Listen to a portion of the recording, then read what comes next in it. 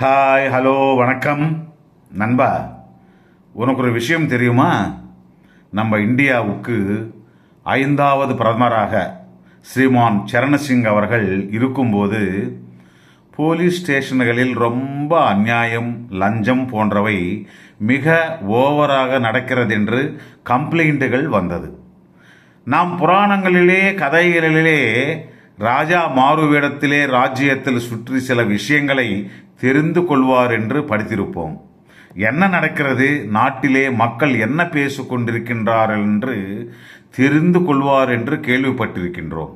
உண்மையிலேயே ஸ்ரீமான் சரணசிங் அவர்கள் பிரதமராக பதவி ஏற்றதும் ஒரு விவசாயி வேடத்தில் ஒரு போலீஸ் ஸ்டேஷனுக்கு போய், ஐயா, நான் மாட்டை வாங்குவதற்காக என்னுடைய சொந்தக்காரர் வீட்டுக்கு வந்தேன். வழியிலே என்னுடைய பணத்தை திருடர்கள் திருடிவிட்டனர். அதற்காக கம்ப்ளைண்ட் கொடுப்பதற்காக இங்கே வந்தேன் என்று மிகவும் பணிவுடன் சொன்னார். அந்த ஸ்டேஷனில் இருக்கும் கான்ஸ்டேபிள் சில கேள்விகளை கேட்டு கம்ப்ளைண்ட் ரிஜிஸ்டர் பண்ண முடியாது என்று கூறினார்.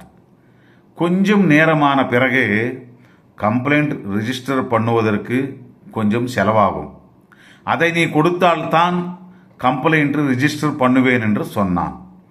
சரி என்று அவர் கேட்ட அமௌண்ட் கொடுப்பதற்கு மாறு வேடத்தில் இருக்கும் பிரதமர் ஒப்புக்கொண்ட பின் கம்ப்ளைண்ட்டை ஃபைல் பண்ணி, இந்த கம்ப்ளைண்ட் பேப்பரில் கையெழுத்து விடுவீர்களா அல்லது கை நாட்டா என்று கேட்டதும் அதற்கு அந்த விவசாய வேடத்தில் இருக்கும் பிரதமர் கையெழுத்திட்டு முத்திரை போடுவார். கையெழுத்து கீழே பிரைம் மினிஸ்டர் ஆஃப் இந்தியா என்ற ஸ்டாம்பை பார்த்து அந்த கான்ஸ்டேபிளும் அவருடன் அந்த ஸ்டேஷனில் இருக்கும் மற்ற காவலர்களும் ஷாக்காகி நின்று விடுகிறார்கள். லஞ்சம் கேட்ட அந்த கான்ஸ்டேபிள் மற்றும் அந்த ஸ்டேஷனில் இருக்கும் அனைத்து காவலர்களையும் சஸ்பெண்ட் பண்ணி விடுவார் பிரதமர் சரணசிங் அவர்கள். பிரதமர் என்றால் அப்படி இருக்க வேண்டும் நண்பா. அதனால தான் நாம் இப்போதும் பேசிக்கொண்டிருக்கின்றோம்.